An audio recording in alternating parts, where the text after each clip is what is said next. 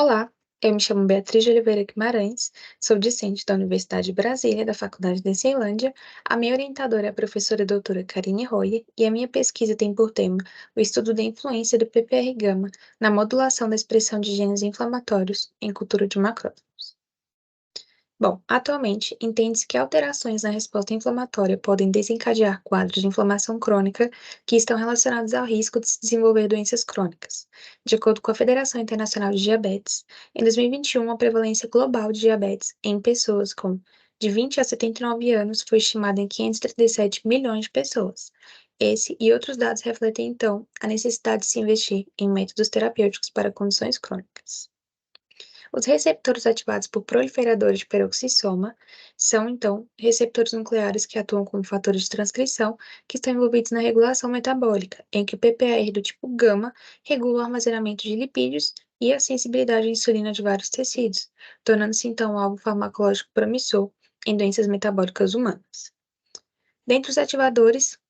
de PPR-gama tem-se as tiazolidinedionas, ou TZDs, uma classe de hipoglicemiantes orais utilizados no tratamento de diabetes mellitus tipo 2, em que as primeiras TZDs introduzidas no mercado tiveram seu uso clínico limitado, pois sua utilização estava associada a eventos adversos graves. Com isso, outros agonistas do PPR-gama são estudados, incluindo o NIST ou GQ16, fármaco classificado como ligante parcial na ativação do PPR-gama e que não provoca efeitos adversos graves como as TZDs, sendo também explorado por seus efeitos anti-inflamatórios. Portanto, o objetivo do trabalho em questão é o de estudar a participação do PPR-gama na modulação da expressão de genes inflamatórios, sendo essa modulação ocasionada pelos agonistas rosglitazona, que é uma TZD, e do GQ16 em cultura de macrófagos.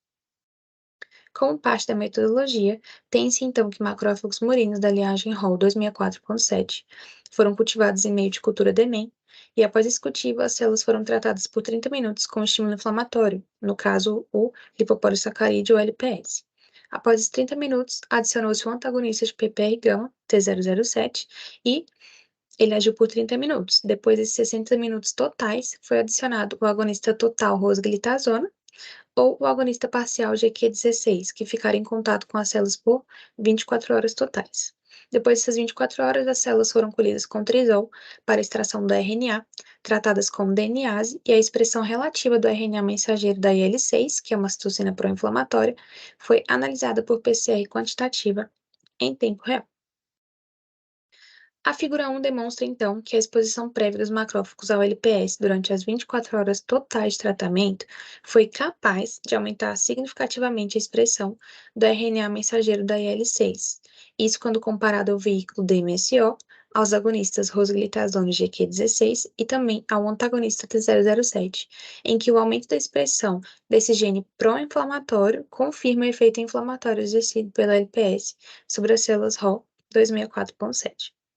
Nas figuras 2 e 3, percebe-se que as demais amostras que receberam pré-tratamento com LPS e que foram tratadas por 24 horas com os agonistas rosglitazona ou GQ16 e também com o antagonista T007 não foram capazes de alterar a expressão do gene IL-6, representando que tanto os agonistas quanto o antagonista não tiveram efeito quando comparados ao controle, não havendo então a modulação do efeito inflamatório do LPS sobre a expressão desse gene por nenhum desses fármacos. Um estudo realizado por Milton et al. Demonstrou que o GQ16 apresentou variação de seu efeito, a depender do gene estudado. Outro estudo realizado por Soares e Silva et al. Explorou a utilização desse mesmo agonista em lesões ateroscleróticas, em que parte dos resultados demonstra que o GQ16 diminuiu os níveis de glicose dos animais tratados, mas não foi capaz de reduzir as áreas de lesões ateroscleróticas, conferindo assim um efeito variável e contraditório quanto aos seus efeitos anti-inflamatórios. Por fim, o estudo da participação do PPR-gama na modulação do gene IL-6 por meio do GQ16 permanece indefinida, considerando que o efeito do pré-tratamento com LPS sobre as células foi positivo, mas o tratamento com os agonistas e o antagonista não resultou na modulação esperada sobre o estímulo inflamatório, sendo viável reavaliar métodos experimentais como as 24 horas de contato do agonista com as células e também a escolha do gene, visto que podem existir diferentes respostas por parte do GQ16 a depender do gene estudado.